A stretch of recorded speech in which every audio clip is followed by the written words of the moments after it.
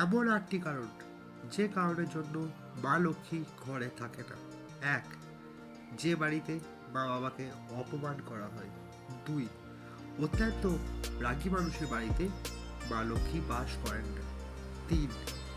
এঁঠো বাসনপত্র রান্নাঘরে রেখে দেওয়া এবং চারিদিক নোংরা করে রাখা, এই রকমের বাড়িতেও কিন্তু মা লক্ষ্মী বাস করেন না। 4.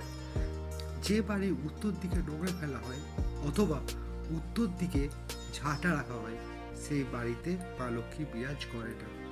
5.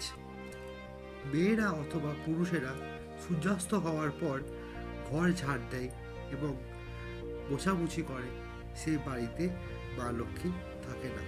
6. যে মানুষ শুধুমাত্র মা লক্ষ্মীর পুজো করে কিন্তু নারায়ণের নাম কিংবা পুজো কোনোটাই করে না, সে বাড়িতে কিন্তু মা লক্ষ্মী থাকে না। 7. যে মায়েরা আজকে আটা মেখে সেই আটাটাকে রেখে দিয়ে কালকে খাওয়ার জন্য তৈরি করেন, সেই ধরনের বাড়িতে কিন্তু মা লক্ষ্মী থাকে না। আর সব থেকে শেষ 8 নাম্বার হচ্ছে সন্ধ্যার সময় কাউকে সে যে হোক না কেন তাকে লবণ দেবেন না। তো এই ছিল আজকের 8টি কারণ যে কারণগুলোর জন্য মা লক্ষ্মী আমাদের ঘরে বাস করেন না।